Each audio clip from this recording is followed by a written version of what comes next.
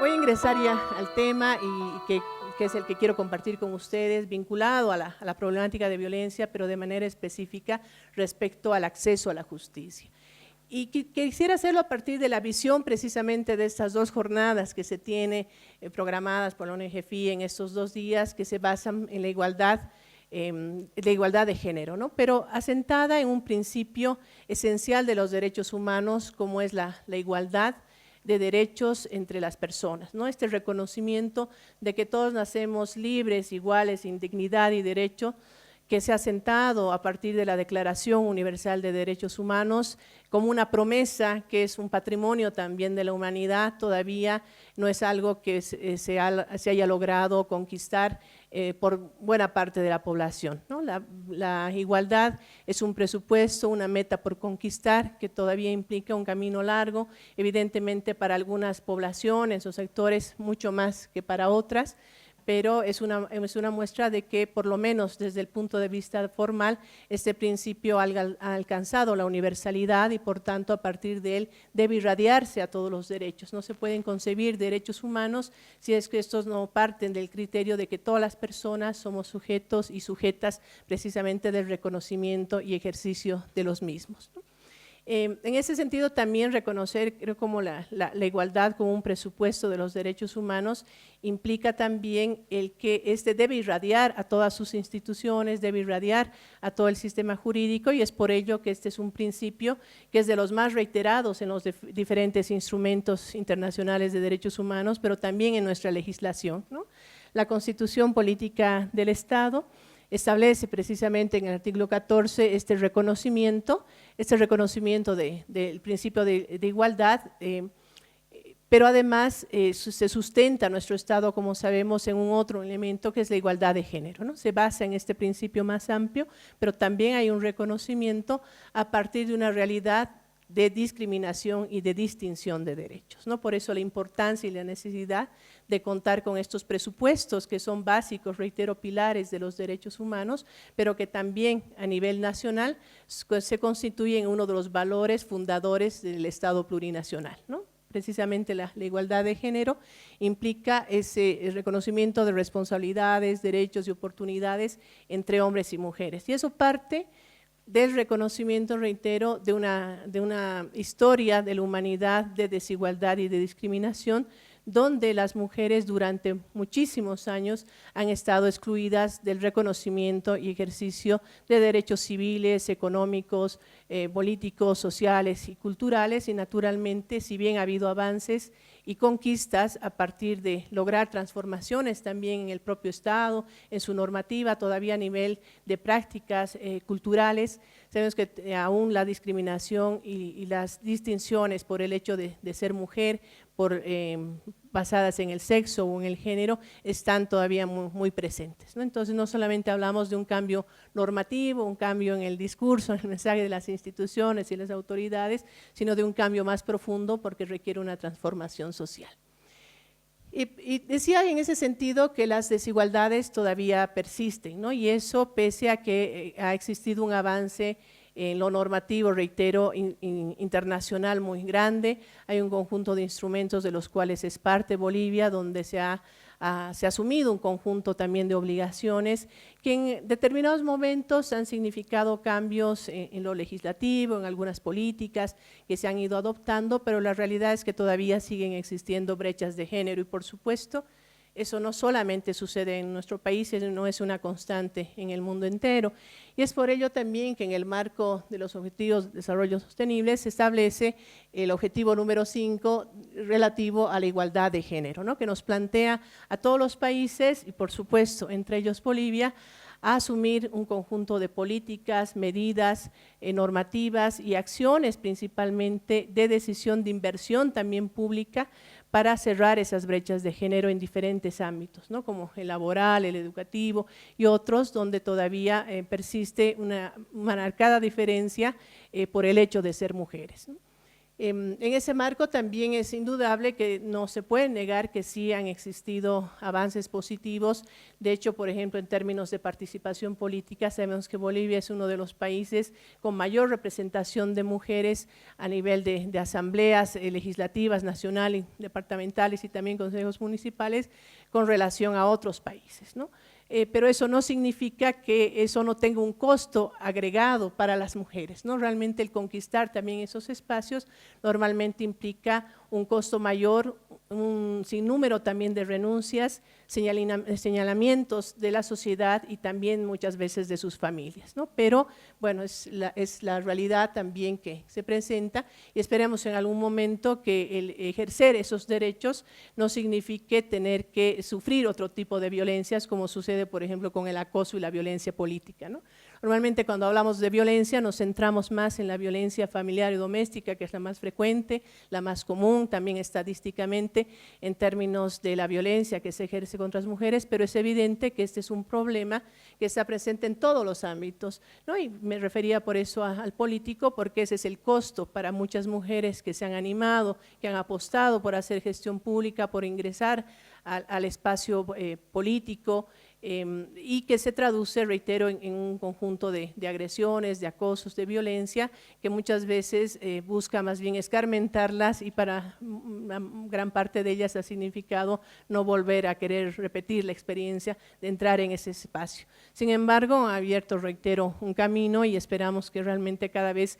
sean más mujeres las que se animen a conquistar ese espacio que por lo general, más allá de los avances normativos, sigue siendo un espacio masculino, ¿no? No solamente dentro de la institucionalidad ya de lo público, sino dentro de las propias organizaciones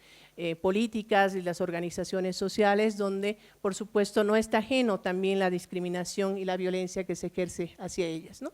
Y efectivamente en ese marco ya la violencia debe ser entendida precisamente como una expresión de esa desigualdad de género.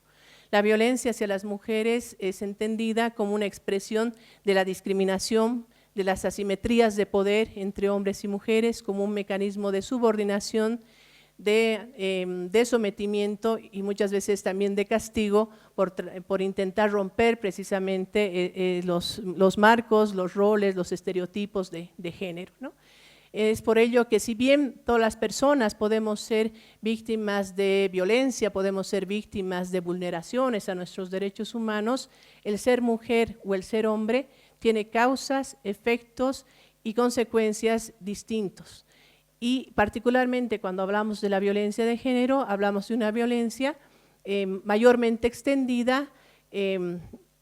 y que se ejerce hacia las mujeres, ¿no? Generalmente el ser mujer te pone en una situación de vulnerabilidad y eso está reflejado precisamente en varios de los datos y las estadísticas que se tienen en materia de violencia, reitero, no solamente en nuestro país, sino a nivel global, ¿no? Por eso es que en algún momento Naciones Unidas también hacía un señalamiento de considerar a la violencia como una pandemia por lo extensivo precisamente de este problema en todas las sociedades, en todas las culturas, en todos los estratos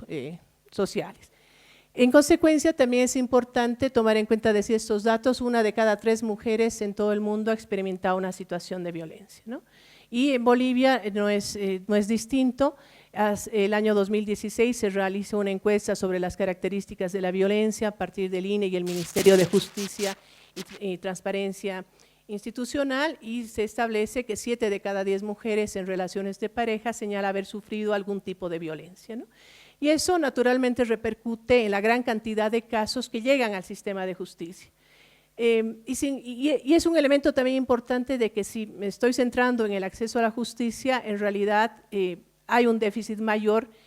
cuando hablamos de barreras y tiene que ver con la falta de prevención de la violencia, ¿no? Y creo que ese es uno de los mayores problemas que tenemos en términos de implementación de nuestra normativa, porque a partir de la prevención es la forma de lograr avanzar en la erradicación, ¿no? Cuando hablamos de justicia estamos hablando de hechos que ya se han producido, en los cuales por supuesto el Estado tiene que dar una respuesta en términos de investigación y sanción a los agresores y de reparación hacia las víctimas. Sin embargo, es lo otro lo que debería permitirnos que ese gran peso de impacto en el sistema de justicia que representan los hechos de violencia pueda reducirse. Actualmente, el 35% de la carga procesal del Ministerio Público está representado por hechos de violencia contra las mujeres, ¿no? En los últimos años ha habido un incremento también en relación a los casos de denuncias que se reciben. El año pasado, más de 42,000 denuncias fueron recepcionadas por la Fuerza Especial de Lucha contra la Violencia. Estamos hablando de 116 denuncias por día que se presentan en instancias de la policía por hechos de violencia. Pero no solamente aquí debe impactarnos la incidencia de los casos, la cantidad de casos y la gravedad y crueldad también de ellos, ¿no? Cada vez vemos todavía, afortunadamente, con asombro e indignación, las formas en las que se cometen los hechos de feminicidio, el incremento, por ejemplo, de los casos de violencia sexual contra niños, niñas y adolescentes recientemente en la cuarentena rígida del primer semestre, con un incremento importante con relación al año pasado, nos muestra la crueldad mayor que se da precisamente a partir del ejercicio de la violencia y de la violencia sexual en particular. Pero aún mucho más crítico es la respuesta del sistema de justicia. Menos del 2% de los casos a partir de la promulgación de la Ley 348 ha logrado una sentencia. Eso implica que son menos del 2% de las víctimas han recibido alguna forma de reparación. No más allá de algunos esfuerzos institucionales que han realizado las instituciones que brindan atención, realizan la investigación, son responsables de la sanción de los hechos de violencia, la realidad es que como Estado la declaratoria de erradicación de la violencia contra las mujeres como una prioridad nacional parece haber quedado solamente como un enunciado en la norma, ¿no? No ha habido una verdadera inversión pública en las instituciones encargadas de realizar y garantizar el acceso a la justicia a las mujeres, y eso tiene que ver con la precariedad de estos servicios, que se traduce precisamente en la falta de eficacia. La limitada cobertura de los servicios, por un lado, impide el hecho y el acceso físico a las mujeres a los mismos, la retardación de justicia, la transferencia de costos, la debilidad de los servicios de atención psicológico, legal, social a las víctimas, que se traduce en la falta de acompañamiento, son algunas de las barreras que naturalmente limitan la posibilidad de acceso a la justicia. Eso nos lleva a concluir que todavía, pese a que existe un marco normativo internacional y nacional que obliga al Estado a asumir un conjunto de medidas que garanticen la prevención, la atención, la protección, la sanción, la reparación en el marco de lo que es el principio de la debida diligencia, en el marco del respeto de los derechos de las víctimas, estamos todavía bastante lejos de lo que establece la Ley 348 y esas normas en términos de medidas que se deben adoptar por parte del Estado.